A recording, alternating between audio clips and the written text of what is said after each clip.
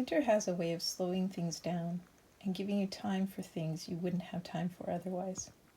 Time to appreciate her beauty.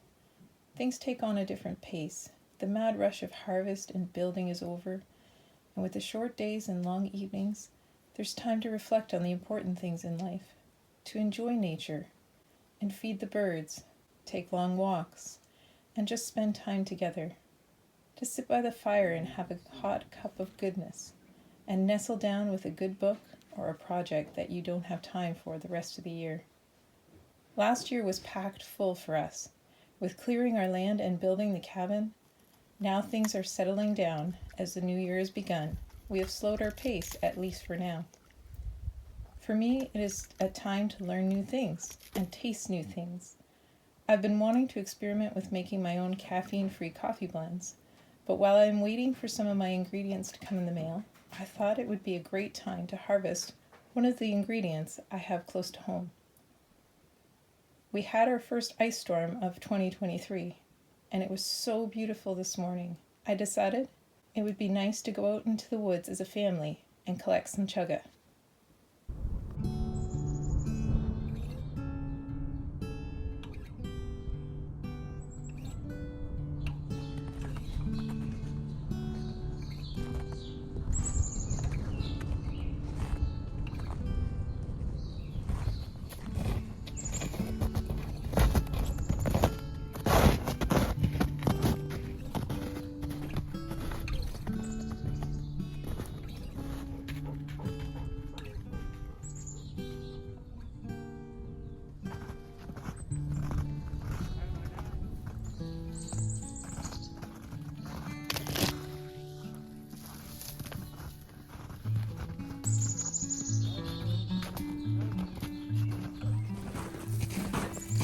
It is gorgeous. After the snow and ice, it's just so beautiful.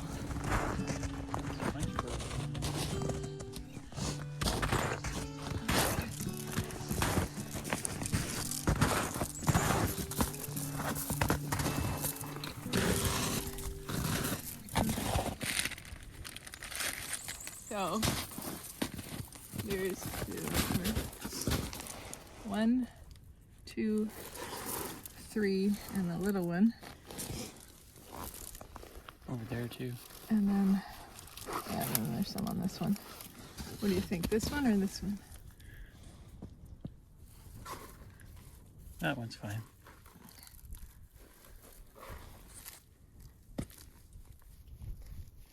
You got your knife, Ethan? Oh dear. Oh, there we go. Okay. As you can see, it's softer on the inside and hard on the outside. You only want to harvest it from paper birch trees, not cherry. All right, let's see what else we can find. All right, so we're in Chaga Haven, not even 50 feet from that other tree. You can see 2 pieces of chaga, one there, one on the front there, one up on the side. Right there, it's just full of chaga. It's a chaga tree. Look how big that is. That's enough chaga. Oh yeah. That's all you need. Right there.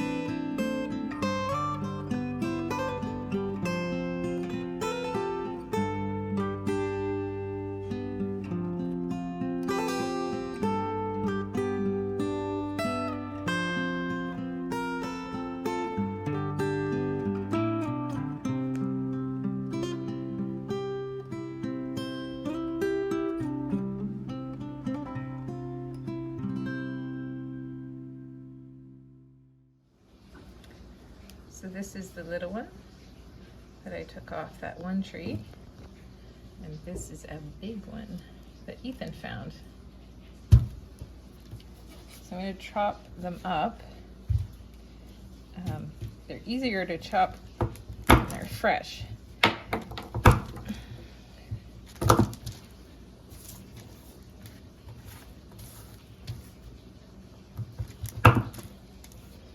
I'm just going to chop it up into small enough pieces so that I can throw it in the blender or the coffee grinder afterwards when it's dried.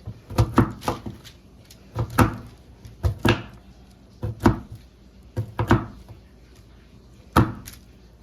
that should be good enough for that one. So we're going to put it on a cookie sheet to dry.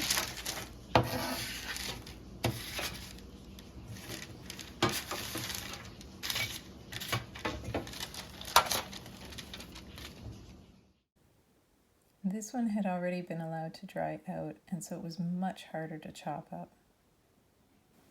This is why it's always best to chop them up as soon as you bring them in the house. But since we didn't, we thought we would try a few things and see what worked best. We tried grating it, and although that would take a long time, you do end up with a finished product. Since the center was softer, I was able to take a knife and start from that end. It was much easier to break pieces off from the inside out. And once I got in far enough, I was able to chop it up into manageable sized pieces. So if you hack at it once you get in there, you can break it apart into smaller pieces. And once it is in smaller pieces, kind of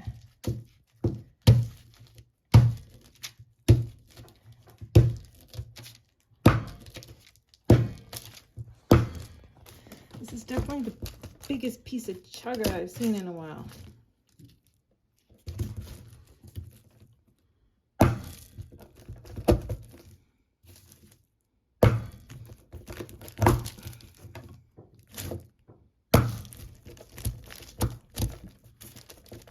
Brown gold. When we were finished, we had 2 full cookie sheets, which we will leave in a warm place until it is completely dry.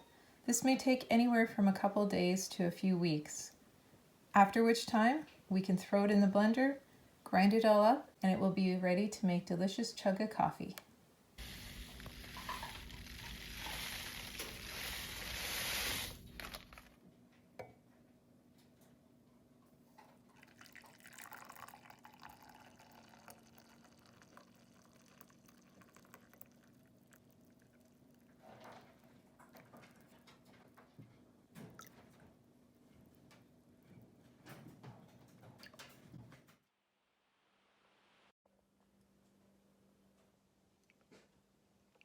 Well, that is good to the last drop.